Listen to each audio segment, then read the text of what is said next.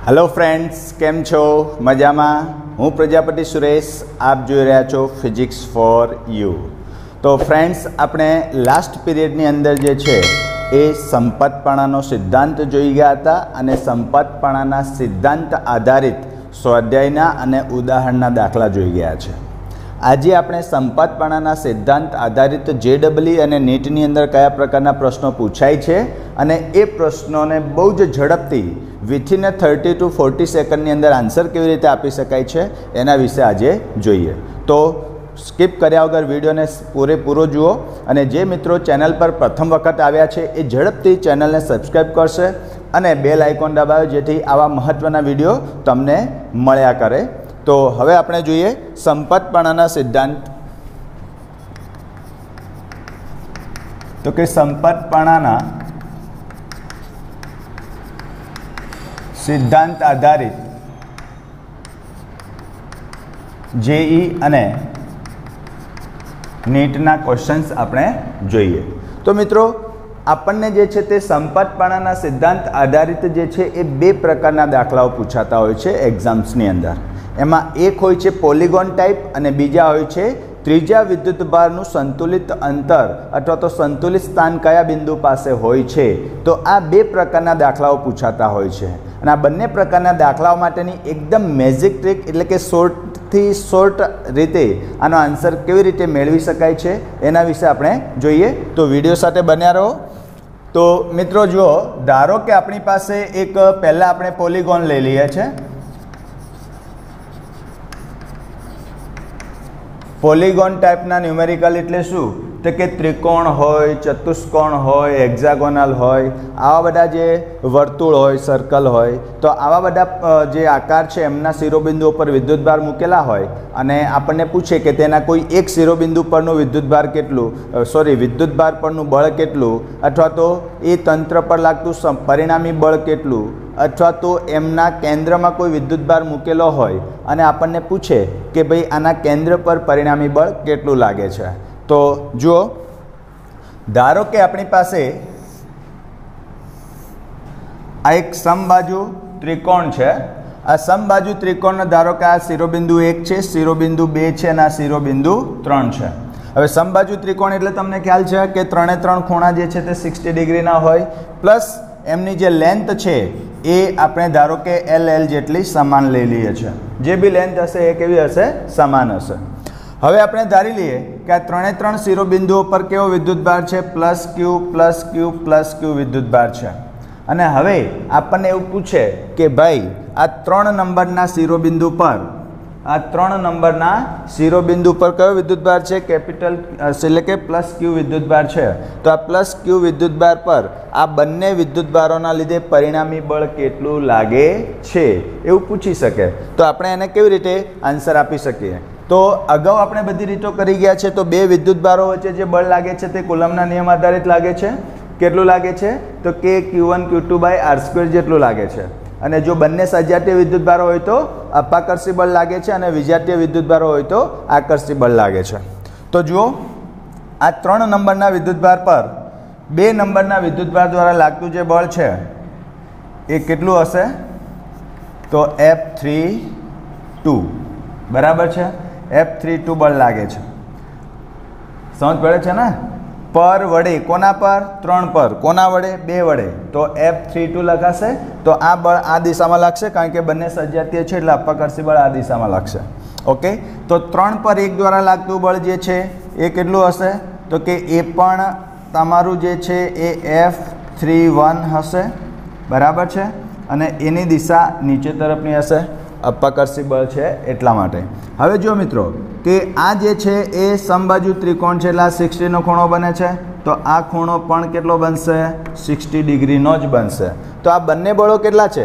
અહીંયા આપણે બળનું મૂલ્ય જ લેવાનું છે એટલે વિદ્યુતભારો પ્લસ હોય કે માઇનસ હોય આપણે બધાને પ્લસ જ ગણીશું અને એ પ્લસ અને માઇનસના આધારે જે બળની જે દિશા હોય છે એ આપણે આકૃતિની અંદર એને દિશાને બતાવી દઈશું। તો જુઓ, શું કહી શકાય કે F32 બરાબર F31 આ બંને ઉપર બળો કેટલા લાગે છે? તો તમે જોઈ શકો છો કે KQ² L² જેટલું લાગે છે, સમાન લાગે છે। અને એને આપણે શું કહી શકીશું? ધારો કે આપણે એને બળ F કહીએ તો 3 નંબરના વિદ્યુતભાર પર લાગતું પરિણામી નેટ ફોર્સ કેટલું થશે? તો લખી શકાય કે F net is equal to, હવે જુઓ આ જે બિંદુ છે એ બિંદુને આપણે આવી રીતે કન્સિડર કરી શકીએ. આ 3 નંબરનો બિંદુ છે જેના ઉપર Q જેટલો વિદ્યુતભાર છે. બોલો F31 કઈ દિશામાં લાગે છે? નીચેની દિશામાં. તો આ થઈ ગયું તમારું F31. આ શું લાગે છે? F32. F32 લાગે છે. બોલો આ શું થઈ ગયું? બંને બળો થઈ ગયા. આ એમને વચ્ચેનો ખૂણો થઈ ગયો, અહીંયા લખાય છે તે મુજબ લખી શકીએ કે 60 ડિગ્રીનો છે. તો હવે આ બંનેને તમે વેક્ટર 11મા ધોરણમાં ભણ્યા હશો. જો મિત્રો વેક્ટર તમને બરાબર આવડતું હશે ને તો અહીંયા તમને કોઈ તકલીફ પડશે નહીં. જો આ બંનેના લીધે લાગતું પરિણામી બળ આ બેની વચ્ચે જ ક્યાંક હશે તો એને આપણે શું કહીશું? F નેટ કહીએ. બરાબર. હવે આ F નેટનું મૂલ્ય કેવું હશે? તો મિત્રો તમે સમાંતર બાજુ ચતુષ્કોણ ધોરણ 11માં ભણી ગયા છે. જો થઈ ગયું. બોલો આનું પરિણામી બળનું મૂલ્ય આપણે કઈ રીતે મેળવ્યું હતું 11મા ધોરણમાં? કે F is equal to √ of a નો વર્ગ પ્લસ b નો વર્ગ પ્લસ 2ab cos થીટા, અને બળ હોય તો F net is equal to F32 31 બધા કેવા છે? સમાન છે. એટલે આપણે શું લખીશું કે F નો વર્ગ વત્તા F નો વર્ગ વત્તા 2F into F into cos કેટલો એંગલ છે? 60 એંગલ છે. એટલે લખીશું 60. બોલો આ સૂત્ર યાદ આવે છે? ઓકે. તો મિત્રો શું થશે? F નેટ બરાબર શું થશે? તો જુઓ F અને F શું થઈ ગયા? 2F² પ્લસ 2F² અને cos 60 બરાબર કેટલા થાય?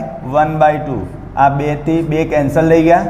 તો F નેટ શું વધે છે? જુઓ √ ઓફ 2F² પ્લસ અહીંથી F² વધશે તો શું થશે? √ Of 3F² that is equal to √ of 3F. એ શું મળે છે? આપણું F નેટ મળે છે ન્યૂટન. આટલું બળ મળે છે. હવે આપણને ખબર છે કે F કેટલું છે? kq²/L². એટલે આ મૂલ્ય પણ આપણા ઓપ્શનમાં હોઈ શકે છે અથવા તો આ પણ હોઈ શકે છે. Fની જગ્યાએ કિંમત મૂકી દઈશું. કેટલી છે? kq²/L² newton F net. તો આ રીતે આપણે પરિણામી બળનું મૂલ્ય જે છે તે મેળવી શકીએ છીએ. હવે જુઓ આની અંદર નંબર ઓફ વેરાયટીઝ શું હોઈ શકે? તો આની અંદર નંબર ઓફ વેરાયટીઝ આવી હોઈ શકે કે આ જે વિદ્યુતભાર જે છે જેને આપણે +Q લીધો છે એ વિદ્યુતભાર માઇનસ પણ હોઈ શકે. આ બેમાંથી કોઈ એક માઇનસ પણ હોઈ શકે. ધારી લો કે આ જે 1 નંબરનો વિદ્યુતભાર છે એ કેવો છે? હવે માઇનસ આપણે લીધો છે. હવે જો માઇનસ લઈએ તો શું થશે કે આ 3 અને 1 નંબરના વિદ્યુતભાર વચ્ચે કયું બળ લાગશે? આકર્ષી બળ લાગશે. તો F31 ની જે દિશા આ દૂર તરફની હતી આના બદલે હવે કઈ દિશા આવશે? ઉપર તરફની. એટલે હવે બળ લાગશે તમારું આકર્ષી બળ ઉપરની તરફ. તો આ જે છે એને આપણે શું કરી દઈશું? કેન્સલ કરી દઈશું. સમજ પડી ગઈ? તો 32 તો એની જ દિશામાં લાગે છે પરંતુ આ માઇનસ છે એટલે હવે 3 પર 1 ના લીધે લાગતું બળ F31 આકર્ષી છે માટે 1 નંબરનું જે વિદ્યુતભાર છે એ 3 નંબરના વિદ્યુતભારને પોતાની તરફ ખેંચે છે એટલે ઉપર તરફ જશે. તો હવે જુઓ મિત્રો આ બંને વચ્ચેનો ખૂણો કેટલો બનશે? તો આ બંને વચ્ચેનો ખૂણો બનશે જુઓ આ ટોટલ એંગલ જે છે તે કેટલો થશે? 180. 180 માંથી 60 જતા રહેશે તો આ એંગલ કેટલો થશે? 120 થશે. કેટલો થશે? 120. તો આ જે વેલ્યુઝ છે એ વેલ્યુમાં કોઈ ફેરફાર આવતો નથી. આપણે વિદ્યુતભારો જે છે એ વિદ્યુતભારોને સાઇન વગર જ લેવાના છે અને ડાયરેક્શન આપણે આકૃતિની અંદર બતાવી દઈએ છીએ. સમજ પડી ગઈ? વિદ્યુતભારોને સાઇન સાથે ફક્ત ચેપ્ટર 2 ની અંદર વિદ્યુત સ્થિતિમાન આપણે શોધવાનું આવશે. એ જ વખતે આપણે એમને સાઇન સાથે લઈશું. અહીંયા આપણે સાઇન સાથે લેવાની કોઈ જરૂર નથી. ઓકે. તો હવે જો આ જે આકૃતિ છે આ આકૃતિ તમારી શું થશે? તો આ 31 જે છે આ નીચેની તરફ લાગે છે એના બદલે શું થશે? આ ઉપરની તરફ લાગશે. તો F નેટની જે ડાયરેક્શન છે એ ચેન્જ થઈ જશે. તો આ ખૂણો જે છે તે તમારો કેટલો થઈ ગયો? 120નો. તો પરિણામી બળ તમારો અહીંયા જશે F નેટ. ક્લિયર? તો આ F નેટ બરાબર શું થાય? આની વેલ્યુ આની આ જ રહેશે. આ જે 60 છે એના બદલે શું થઈ જશે? 120 થઈ જશે. બોલો cos 120 એટલે કેટલા થશે? -1/2 થાય. કેટલા થાય? -1/2 કેવી રીતે થાય તો જુઓ મિત્રો અહીંયા જોઈ લો cos 120 બોલો cos 120 ને શું લખાય cos 90 + 30 લખાય કે નહીં અને 90 શું થાય છે વિધેય ચેન્જ થાય છે તો cos નું શું થઈ જશે sin 30 બોલો cos 120 એટલે કયું ચરણ કહેવાય બીજું ચરણ કહેવાય અને બીજા ચરણમાં cos કેવા છે માઇનસ છે બીજા ચરણમાં sin જ પ્લસ હોય છે એટલા માટે આવી ગયું માઇનસ તો sin 30 ની કિંમત કેટલી થાય બોલો 1/2 થાય તો that is equal to cos 120 is equal to -1/2 તો આપણે -1/2 લખ્યા તો બે કેન્સલ થઈ ગયા આ જે f² પ્લસ થતો હતો એના બદલે હવે માઇનસ થશે તો 2f² માંથી 1f² જતો રહેશે તો શું વધશે હવે ખાલી f² વધશે અને f² નું જે વર્ગમૂળ છે એ કેટલું આવશે f આવશે તો f નેટ શું થશે તમારું તો f નેટ થશે kq² ન્યૂટન જેટલું થશે તો આવી રીતે તમને આ એક દાખલો કરાવ્યો છે બે દાખલા કરાવ્યા છે આવી રીતે કોઈ પણ પ્રકારનો દાખલો પૂછે તો મિત્રો આપણને આવડતું હોવું જોઈએ તો આપણે ખાસ એ યાદ રાખવાનું છે કે સજાતીય વિદ્યુતભારો હોય તો એમની વચ્ચે અપાકર્ષી બળ લાગે છે અને વિજાતીય વિદ્યુતભારો હોય તો એમની વચ્ચે આકર્ષી બળ લાગે છે તો ડાયરેક્શન તમે જો આકૃતિની અંદર બરાબર લઈ જશો અને ત્યાર પછી પોઈન્ટ પર લાગતા જે બળો છે તેને તમે આવી રીતે જે આપણે FBD કરીએ છીએ એ FBDની રીતે જો તમે બનાવો તો દાખલો બહુ જ સરળ થઈ જાય છે અને ક્યારેય ભૂલ પડી એવું આની અંદર દેખાતું નથી પણ સમજવું પડે વેક્ટર પૂરેપૂરા સારી રીતે આવડતા હોવા જોઈએ જો વેક્ટર આવડે તો આની અંદર કોઈ તકલીફ પડતી નથી હવે મિત્રો આની અંદર હવે આપણને વધારાનો દાખલો શું પૂછી શકે છે જો ત્રિકોણની તો વેરાયટી પૂરી થઈ ગઈ છે આની અંદર વિદ્યુતભારો પ્લસ માઇનસ કંઈ બી કરી શકે છે એ બધું આપણને પૂછી શકે હવે ધારી લો કે આપણને કોઈ ચતુષ્કોણ આપેલું હોય શું આપેલું હોય ચતુષ્કોણ એ આ ચતુષ્કોણના શિરોબિંદુઓ છે 1 2 3 4 અને એમના દરેકના ઉપર +q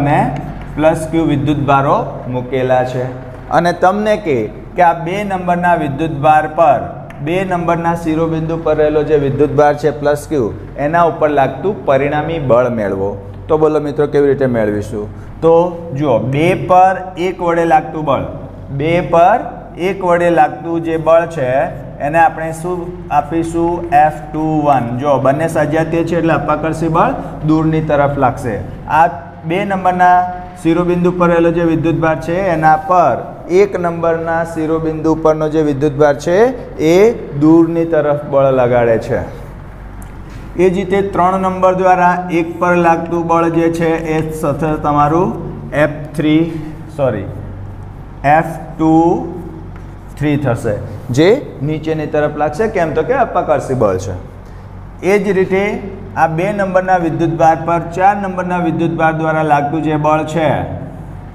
એ આમ નીચેની તરફ લાગશે જેને આપણે કહીશું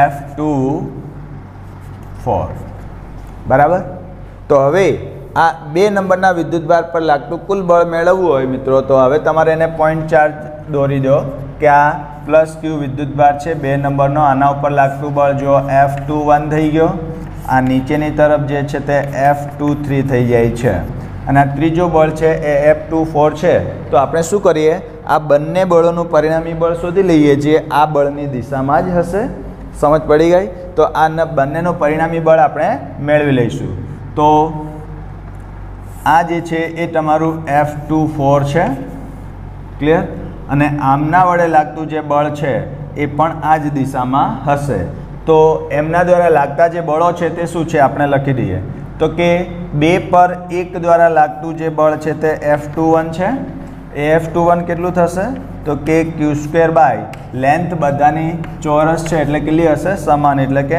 L² છે એ જ રીતે F23 જે છે એ કેટલા હશે આપણા કે q² L² અને આ જે છે F24 એ કેટલા હશે તો મિત્રો જો આ શું બને છે વિકર્ણ બને છે આ L હોય આ L હોય તો આ કેટલું થશે √2L થશે ને પાયથાગોરસના નિયમ પ્રમાણે તો શું થશે કે q² √2L એટલે 2L² લખાશે કેટલા લખાશે 2L² લખાશે હવે તમે જુઓ કે આ બંને બળો તો કેવા છે? સમાન.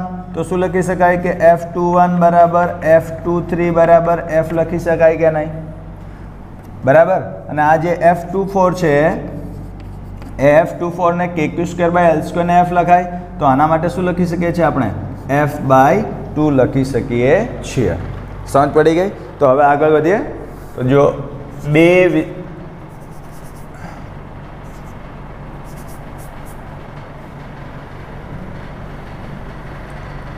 હવે જુઓ શિરોબિંદુ 2 પર શિરોબિંદુ 1 અને 3 વડે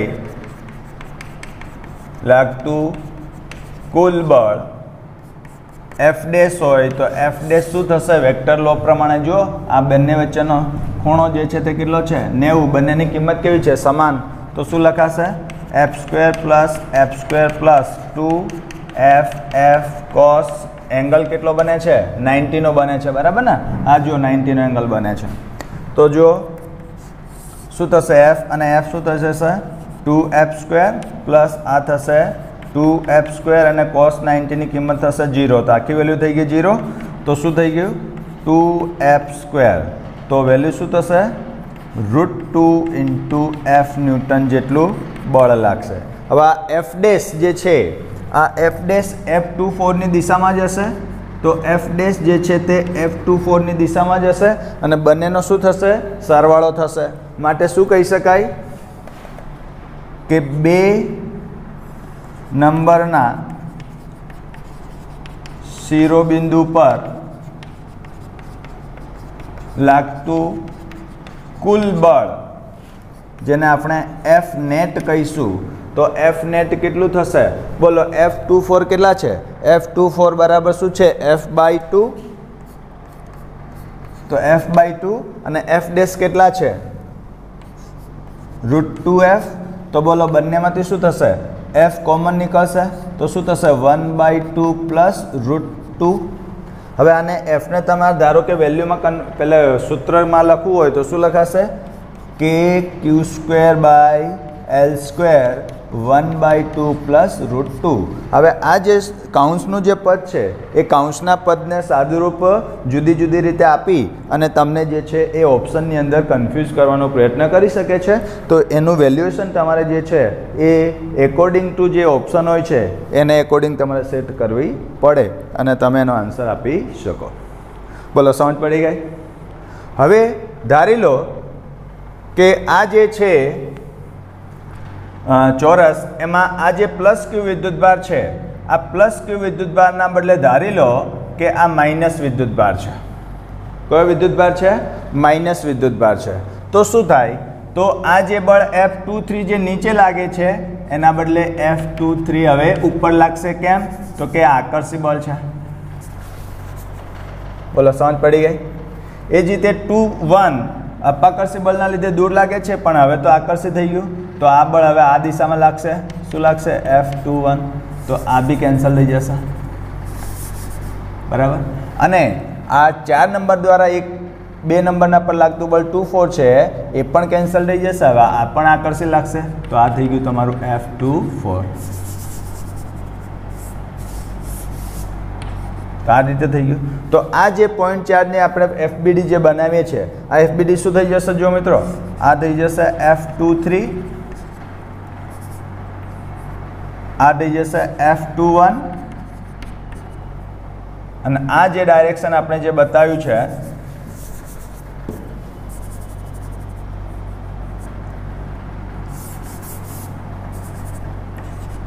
એ થઈ જશે ઉપરની તરફ, જેને શું કહીશું આપણે? F24. બરાબર.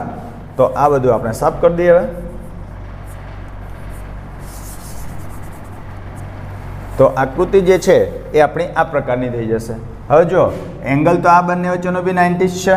એનો મિનિંગ છે કે આ બધા જે વેલ્યુઝ છે, જે મૂલ્યો છે, મૂલ્યમાં કોઈ ફેરફાર આવવાનો નથી. આ જે કેલ્ક્યુલેશન છે F' એ શિરોબિંદુ 2 પર 1 અને 3 વડે લાગતું જે બળ છે તે આનું આ જ રહેશે અને F' જે છે તે તમારું √2F જ થશે. કેમ? તો કે એંગલ તો અહીંયા 90 નો જ છે ને. તો આ 90 એંગલ છે, આપણે 90 મૂક્યું છે તો √2f થઈ ગયા. હવે 2 નંબરના શિરોબિંદુ પર લાગતું કુલ બળ કેટલું? તો કુલ બળ F નેટ બરાબર F/2.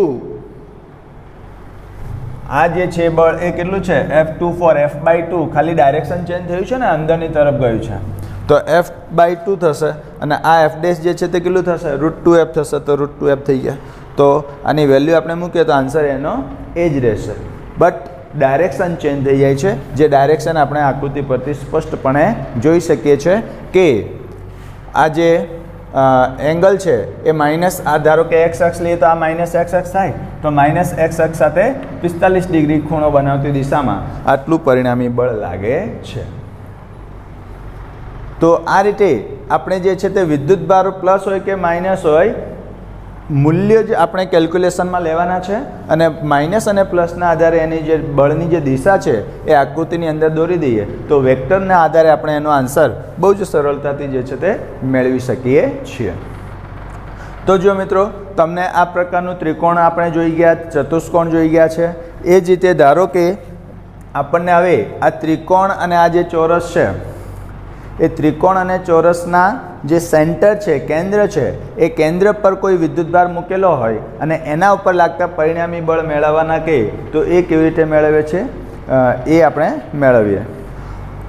હવે જો મિત્રો, આપણે અત્યાર સુધી ત્રિકોણ અને ચોરસ અથવા તો બીજો કોઈ બી આકાર હોય તો એમના શિરોબિંદુ પર જે વિદ્યુતભારો મૂકેલા હોય એના લીધે કોઈ એક શિરોબિંદુનું પરિણામી બળ કેવી રીતે મેળવી શકાય એ આપણે જોયું. હવે એ ત્રિકોણ અને ચતુષ્કોણ છે એના કેન્દ્રમાં કોઈ વિદ્યુતભાર મૂકેલો હોય અને એના ઉપર લાગતું પરિણામી બળ આપણે મેળવવાનું છે.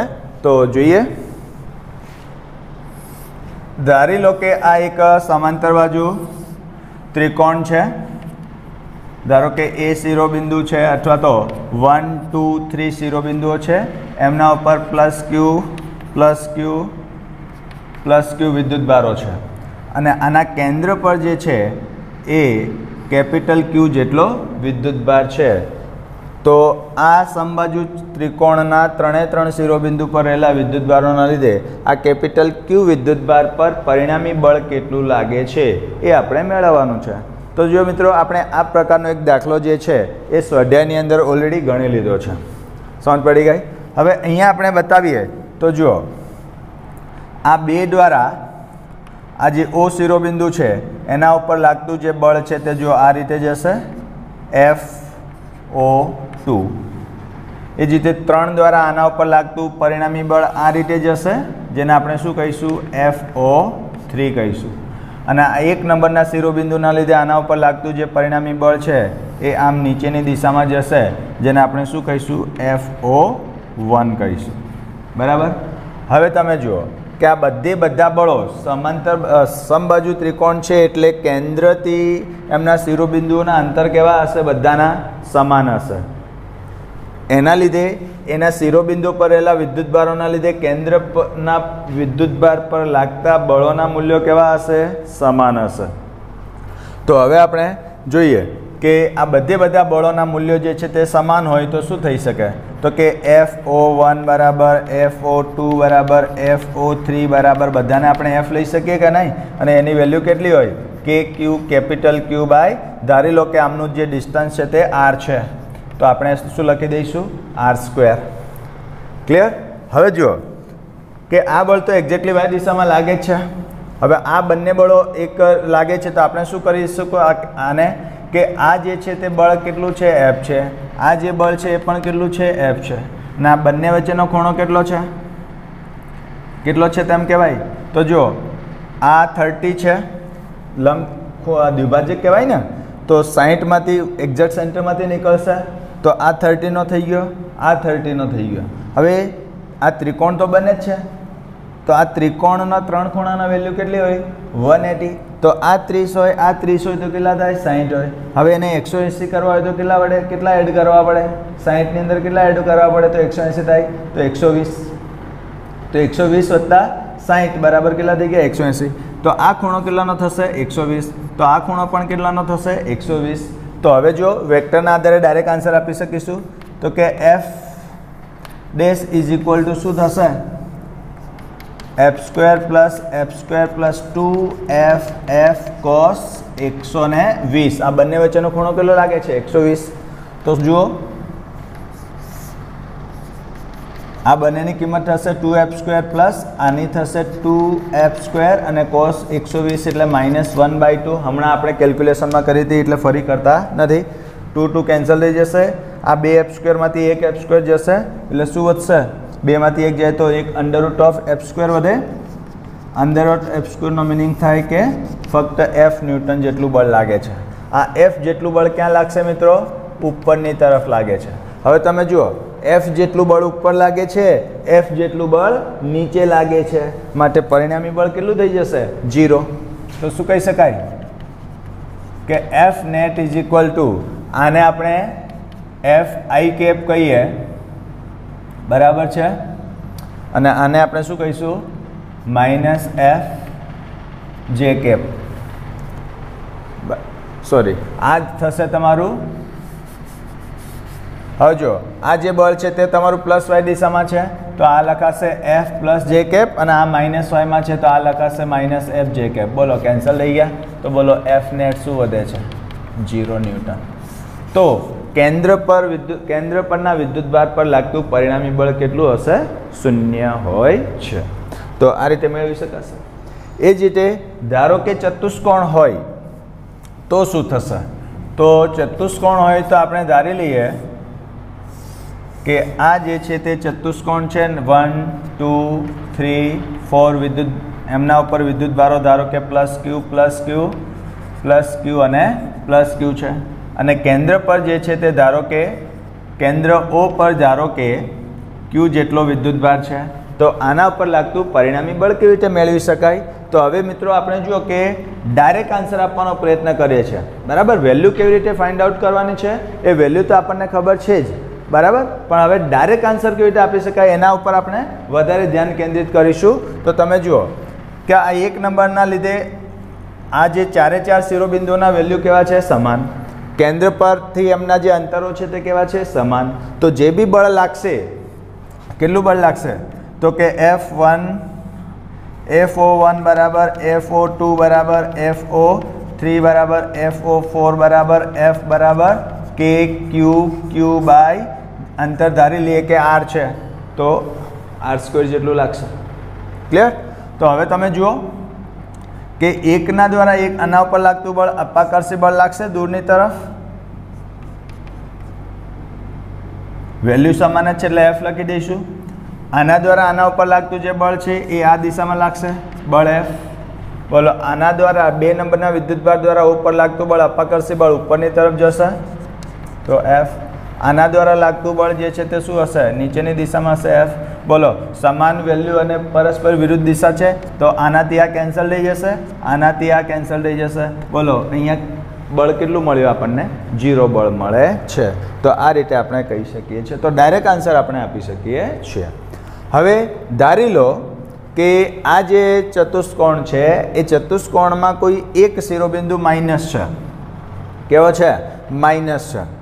આ માઇનસ હશે કે આ પ્લસ હશે એનાથી કંઈ ફરક નહીં પડે, આન્સર એનો જ આવશે 0. પણ શિરોબિંદુમાંનો કોઈ વિદ્યુતભાર ચેન્જ થઈ જાય, બરાબર. ધારી લો કે આ -Q વિદ્યુતભાર થઈ ગયો તો હવે શું ફરક થશે?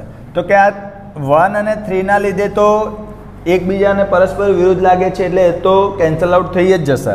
પણ અહીંયા જુઓ કે આ 4 ના લીધે આના ઉપર જે લાગતું બળ છે તે આ F છે, અપાકર્ષી બળ. અને આ જે છે તે આના ઉપર શું લગાડશે? વિરોધી વિદ્યુતભાર થઈ ગયા પ્લસ માઇનસ એટલે લગાડશે હવે આકર્ષી બળ.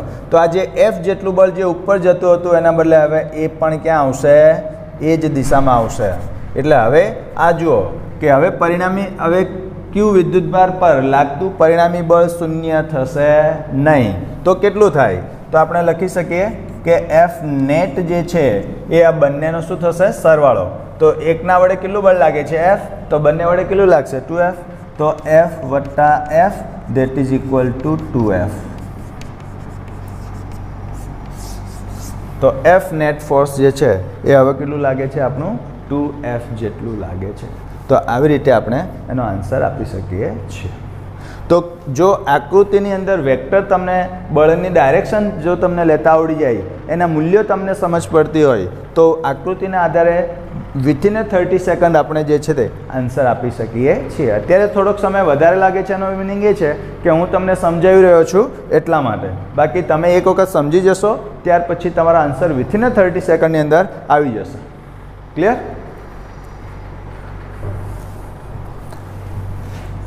હવે મિત્રો ધારો કે આવું કોઈ એક સર્કલ હોય અને એ સર્કલ અથવા તો રિંગના ઉપર ધન વિદ્યુતભાર જે છે એ ધારો કે આવી રીતે સમાન રીતે વિતરિત થયેલો હોય અને તમને પૂછે કે કેન્દ્ર પર 1 કુલમ વિદ્યુતભાર રહેલો છે, તો એના ઉપર પરિણામી બળ કેટલું લાગે?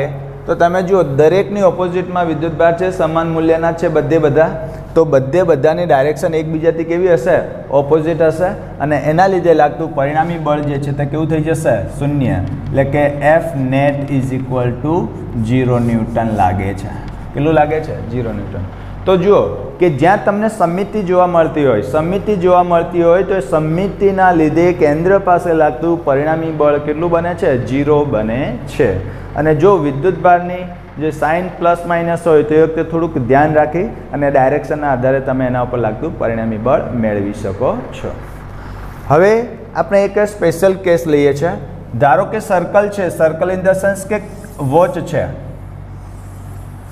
ઘડિયાળ છે. ઘડિયાળ તો તમે બધા જોઈ જશે ને, 1 થી 12 કલાક લખેલા હોય છે, બરાબર? તો જે નંબર જ્યાં લખેલો છે એ ફક્ત કલાક નહીં, પરંતુ હવે આપણે ત્યાં 1 કુલમ વિદ્યુતભાર ધારી લઈએ છીએ. તો અહીંયા કેટલો હશે? 12 કુલમ. અહીંયા કેટલો હશે? 6 કુલમ. અહીંયા કેટલો હશે? 3 કુલમ.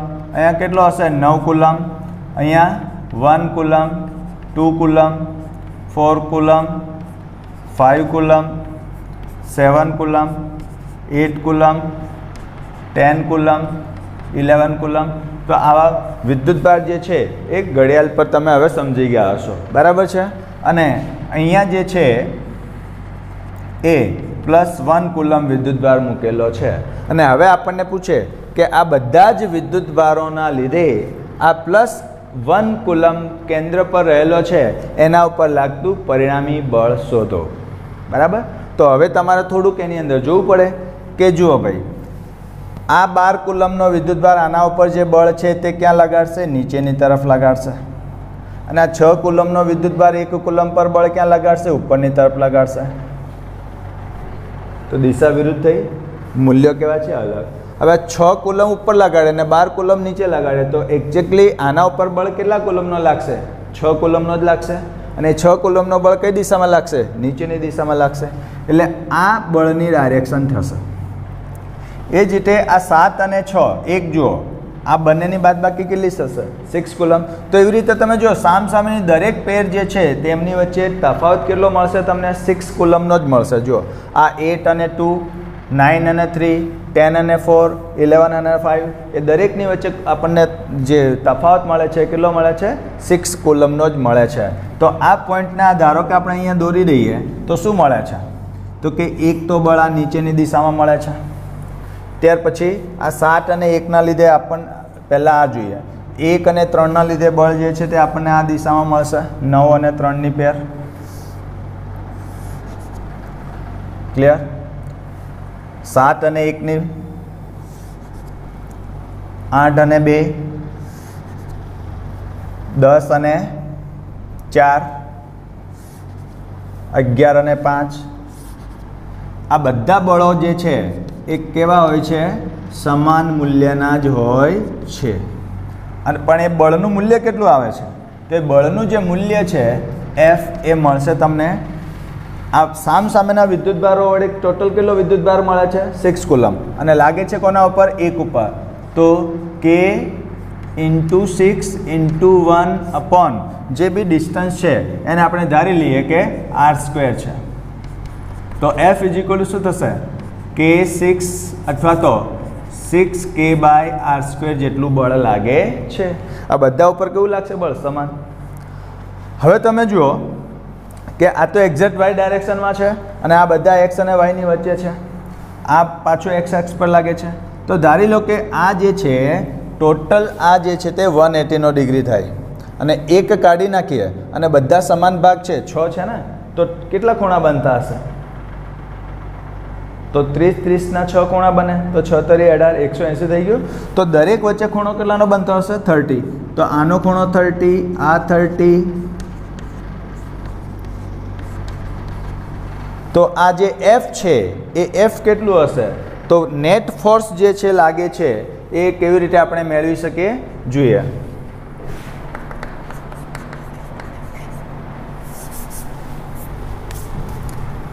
તો જો F નેટ ફોર્સ કેટલું લાગે છે? તો F નેટ ફોર્સ જે છે એ કેટલું લાગે છે? તો જો આ તો એક્ઝેક્ટલી x અક્ષ પર જ લાગે છે, તો આને શું લખાશે? Fi cap. સમજ પડી ગઈ? ચલો, આ F છે, x અક્ષ સાથે કેટલાનો ખૂણો બનાવ્યો છે? 30. તો આનો કયો ઘટક આવશે અહીંયા? F cos 30. આનો બી કેટલો આવશે? F cos 30. તો અહીંયા શું થઈ જશે? 2F cos 30. તો આપણે લખી શકીએ 2F cos 30. તો શું લખાશે? Plus 2F cos 30 I cap. એ જ રીતે આ બંનેની ખૂણો સમાન બને છે 60 60 નો. તો આમનું શું આવશે? Plus 2F cos 60. તો લખી શકાય કે અહીંયા plus 2F cos 60 I cap. અને આ તો એક્ઝેક્ટ વાય દિશામાં જ લાગે છે એટલે minus F j cap. Minus y દિશામાં છે ને એટલા માટે. બરાબર? તો બોલો હવે શું થશે? Fi cap plus cos 30 √3/2 2F √3/2 I cap plus 2F cos 60 એટલે થશે 1/2 I cap minus F j cap. તો હવે જો I કેપમાંથી કોમન નીકળી જશે તો શું વધશે? F 2 cancel plus √3F plus F I cap minus F j cap. આ શું થશે? આપણું F નેટ થશે. તો આને લખવું હોય તો લખી શકાય F વત્તા F કેટલા થઈ ગયા? 2F plus √3F I cap plus minus F j cap. હવે ઓપ્શન જોઈ લેવાના કે ઓપ્શનમાં શું છે એ પ્રકારે જે છે તે આપણે આન્સરને જે છે તે કન્વર્ટ કરી દેવાનું. તો આ રીતે આપણે આનો આન્સર બહુ જ સરળતાથી જે છે તે શોધી શકીએ છીએ. જે બીજી જે ટાઈપ છે આપણી એ છે ત્રીજા વિદ્યુત ભારનું સંતુલિત સ્થાન. બે વિદ્યુત ભારની વચ્ચે ત્રીજા વિદ્યુત ભારને કઈ જગ્યાએ મૂકીએ કે જેથી એના ઉપર લાગતું પરિણામી બળ શૂન્ય મળે. તો આ જે છે તે આપણો બીજો પ્રકાર છે અને જે ઘણી વખત બોર્ડની અંદર, નીટની અંદર અને JEEની અંદર પૂછાતું હોય છે. ધારી લો કે મિત્રો આપણી પાસે બે વિદ્યુત ભાર છે, એક છે +Q અને બીજો વિદ્યુત ભાર છે તે +4Q છે. આ બંને વિદ્યુત ભાર પર +Q વિદ્યુત ભારને કઈ જગ્યાએ મૂકીએ કે જેથી એ +Q વિદ્યુત ભાર પર લાગતું પરિણામી બળ શૂન્ય થાય. તો એની પહેલી અને અતિ મહત્વની જે શરત છે ને એ એવી છે કે ત્રીજા વિદ્યુત ભારને ક્યાં મૂકશો? તો એનો આન્સર છે ત્રીજા વિદ્યુત ભારને આ બંને વિદ્યુત ભારોને જોડતી રેખા ઉપર મૂકવું પડે. આ બંને વિદ્યુત ભારોને જોડતી રેખા ઉપર તમે ત્રીજા વિદ્યુત ભારને મૂકશો તો ને તો જ તમને પરિણામી બળ શૂન્ય મળશે. બાકી બીજા કોઈ આ બધી જગ્યાએ તમે મૂકશો તો કોઈ પણ કન્ડિશનમાં ક્યારેય પણ તમને એના ઉપર લાગતું પરિણામી બળ શૂન્ય મળશે નહીં. ક્યાં મૂકવાનું હોય છે? તો કે બંને વિદ્યુત ભારોને જોડતી રેખા ઉપર તમે એને ગમે ત્યાં મૂકશો તો પોસિબિલિટી ખરી કે એના ઉપર લાગતું પરિણામી બળ તમને શૂન્ય મળે. તો પ્રશ્ન થાય કે કઈ જગ્યાએ મૂકીએ? તો ધારી લો કે આપણે પહેલાં બેની વચ્ચે મૂકીએ. ધારી લો કે આ જે બિંદુ છે O, એના ઉપર આપણે Q વિદ્યુત ભાર મૂકીએ, +Q વિદ્યુત ભાર મૂકીએ. તો આના ઉપર ધારો કે અહીંયા પરિણામી બળ શૂન્ય થાય છે કે નહીં? અહીંયા મૂકીએ છીએ તો પરિણામી બળ શૂન્ય થશે કે નહીં?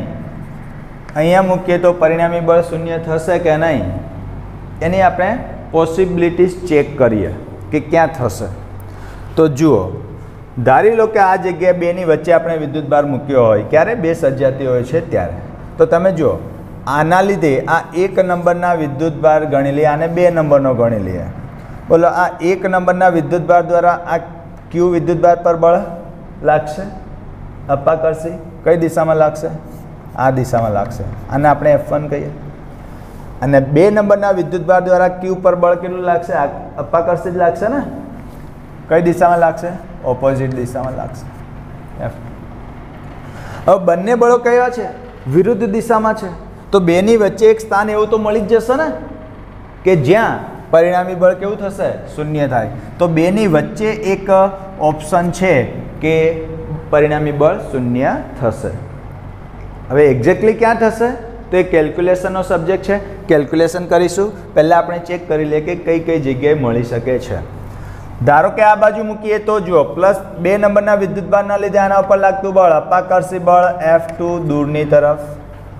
આ પણ બંને પ્લસ છે તો અપાકર્ષી બળ લાગશે F1 દૂરની તરફ. બંને બળો એક જ દિશામાં હોય તો શું પરિણામી બળ શૂન્ય થઈ શકે છે? નો, નેવર, ક્યારેય નહીં. તો આ શક્ય નથી. એ જ રીતે આ બાજુ મૂકશો તો આ 1ના લીધે આના ઉપર લાગતું બળ જે છે તે F1 દૂરની તરફ અપાકર્ષી બળ. આ +4Qના લીધે પણ લાગતું બળ જે છે તે શું હશે? અપાકર્ષી બળ F2. તો અહીંયા પણ બંને બળો એક જ દિશામાં લાગે છે એટલે પરિણામી બળ શૂન્ય થવાની કોઈ જ પોસિબિલિટીઝ નથી. તો મિત્રો જુઓ, બંને વિદ્યુતભારો સજાતીય હોય તો ત્રીજા વિદ્યુતભાર તમારો પ્લસ હોય કે માઇનસ હોય. અત્યારે આપણે પ્લસની પોસિબિલિટીઝ ચેક કરી છે, આપણે માઇનસ બતાવીએ. તો બંને વિદ્યુતભારો સજાતીય હોય તો ત્રીજો વિદ્યુતભાર આ બે વિદ્યુતભારોને જોડતી રેખા પર બંનેની વચ્ચે મૂકીએ કોઈક બિંદુ પાસે તો આપણને પરિણામી બળ શૂન્ય મળી શકે છે. આ બંને બાજુએ મળશે નહીં. હવે ધારી લો કે આ +Q વિદ્યુતભાર છે ને એના બદલે -Q વિદ્યુતભાર છે. ધારી લો આ માઇનસ થઈ ગયો તો શું થશે? તો કે મિત્રો આ બેની વચ્ચે શું લાગશે? આકર્ષી બળ. તો F1 જે દૂર તરફ લાગતો હતો તે હવે શું લાગશે? અંદર તરફ. અને આ જે છે 2 નંબરના વિદ્યુતભાર દ્વારા બળ F2 આમ લાગતો હતો એના બદલે એ હવે લાગશે આકર્ષી તરફ, પોતાની તરફ. તો પણ જો દિશા કેવી છે? પરસ્પર વિરુદ્ધ જ છે. એટલે આ બંને સજાતીય વિદ્યુતભારો હોય તો ત્રીજો વિદ્યુતભાર તમારો પ્લસ હોય કે માઇનસ વિદ્યુતભાર હોય, આ બે વિદ્યુતભારોની વચ્ચે મૂકશો તો અને તો જ એનું પરિણામી બળ કેવું મળશે? શૂન્ય મળશે. હવે અહીંયા માઇનસ કરશો તો આ બંનેની ડાયરેક્શન જે છે તે શું થઈ જશે? ચેન્જ થઈ જશે, એક જ દિશામાં થશે. તો એ શક્ય તો નથી જ ને, બરાબર? એ જ રીતે અહીંયા તમે -Q વિદ્યુતભાર મૂકશો તો આ બંને દિશા પણ તમારી આ તરફની થઈ જશે આકર્ષી બળ. પણ બંને એક જ દિશામાં થાય છે એટલે બળ શૂન્ય શક્ય નથી. સમજ પડી ગઈ?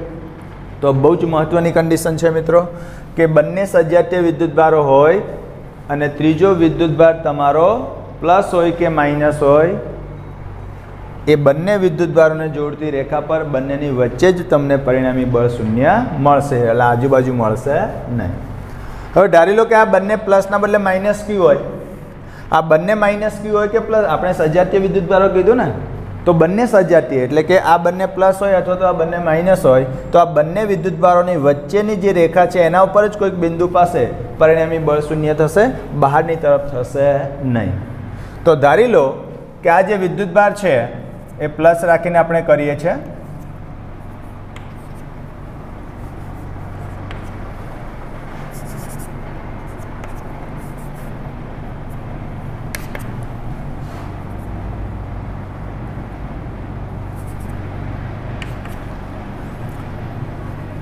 બરાબર છે?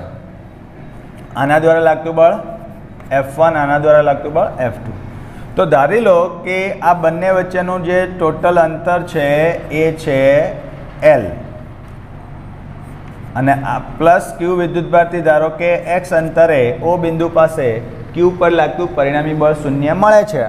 તો લખીશું કે F નેટ જે છે તે શું મળે છે? આપણને 0 મળે છે.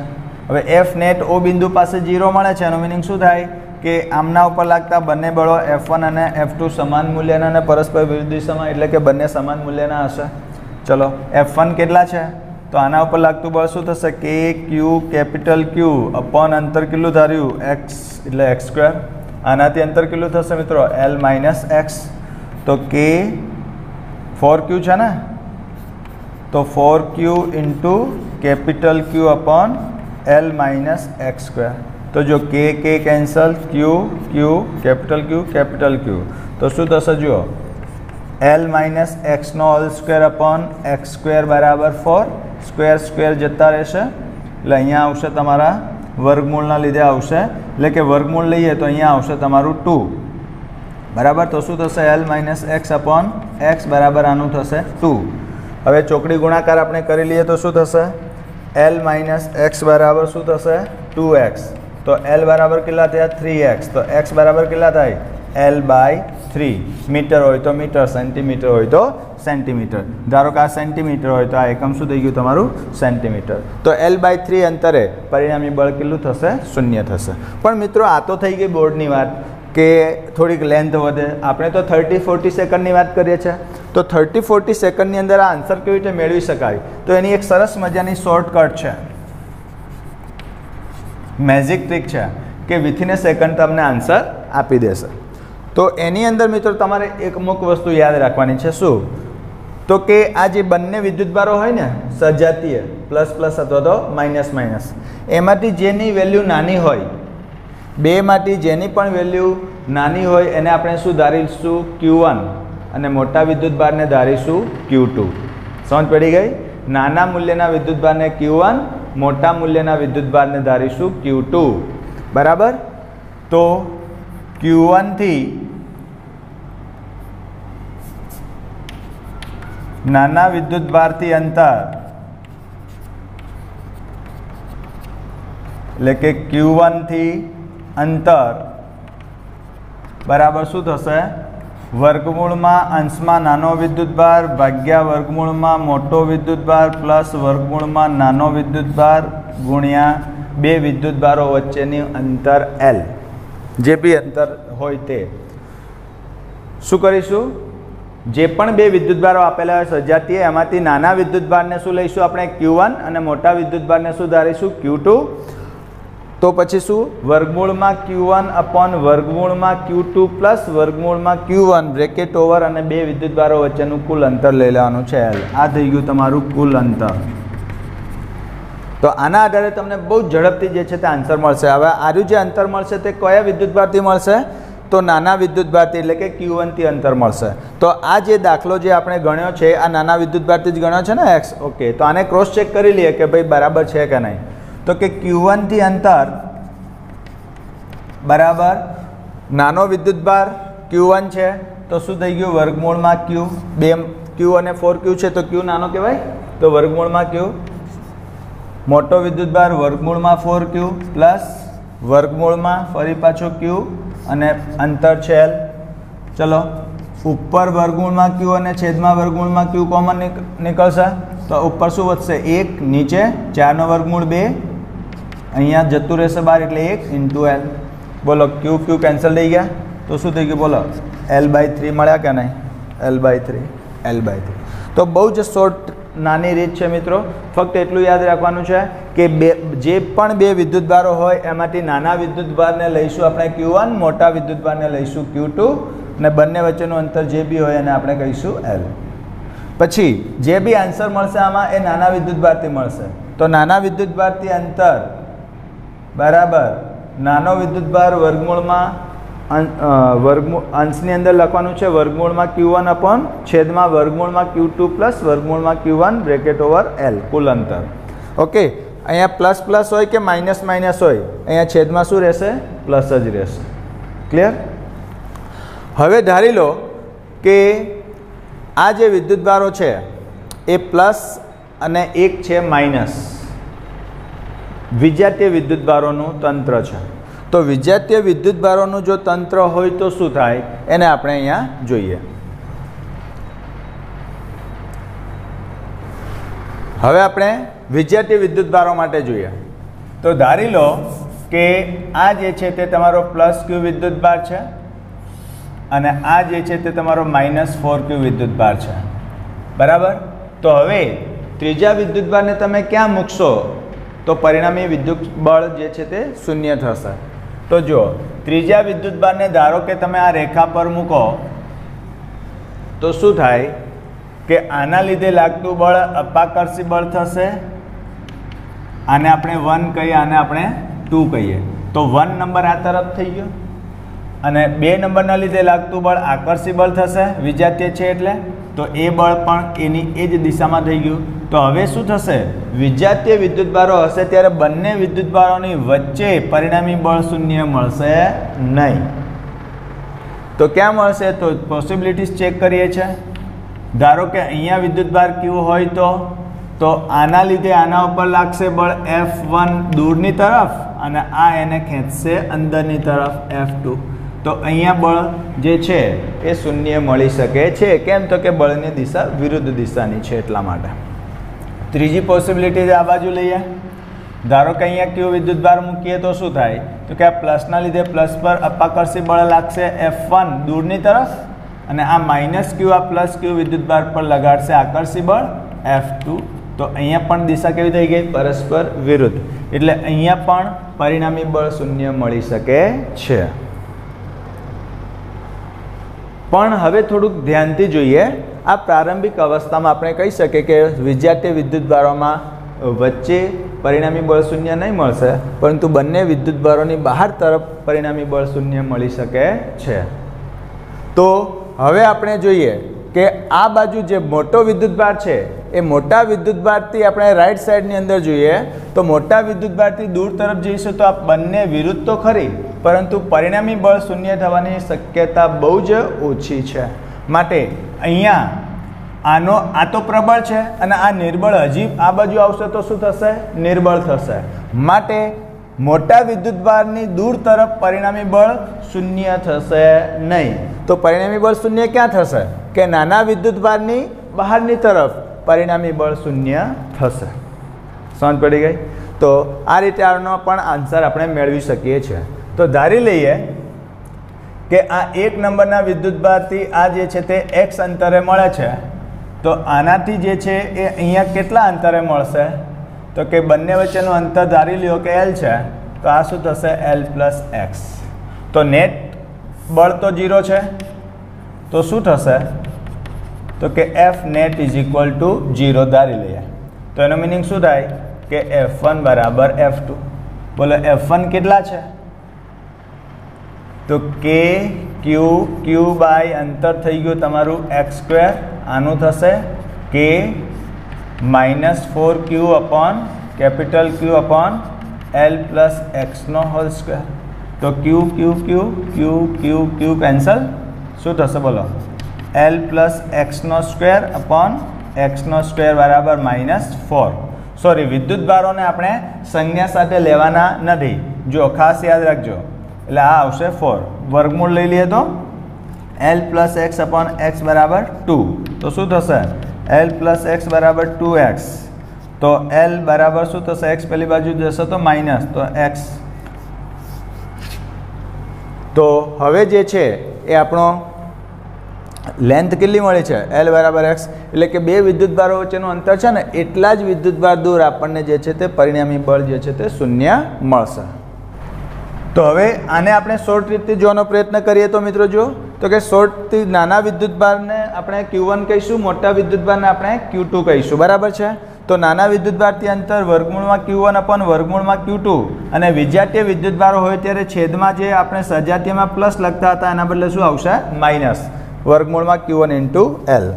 તો જો વર્ગમૂળમાં Q upon વર્ગમૂળમાં 4Q આ થશે માઇનસ વર્ગમૂળમાં Q. સમજ પડી ગઈ આના આધારે × L. તો Q કોમન કાઢી લઈશું તો શું થશે, 1/2 - 1. ક્લિયર. તો આ કેન્સલ થઈ ગયા, 2 - 1 એટલે 1, એટલે શું થઈ ગયું, L. એટલે આન્સર કેટલો આવશે, L. બોલો આપણો આન્સર અહીંયા કેટલો આવ્યો, x = L. તો આ રીતે બહુ જ સરળતાથી આપણે એમના આન્સર મેળવી શકીએ છીએ. તો આ શોર્ટકટ થઈ ગઈ મિત્રો. તો બંને માટે જો સજાતીય વિદ્યુતભારો માટે જોઈએ તો શું આવશે, અને વિજાતીય વિદ્યુતભારો માટે હોય તો શું આવશે? લખી દઈએ. આ સજાતીય વિદ્યુતભારો માટે છે અને આ જે છે તે વિજાતીય વિદ્યુતભારો માટે છે. શું છે કે Q1 થી અંતર બરાબર વર્ગમૂળમાં Q1 અપોન વર્ગમૂળમાં Q2 માઇનસ વર્ગમૂળમાં Q1 બ્રેકેટ ઓવર 2 વચ્ચેનું અંતર L.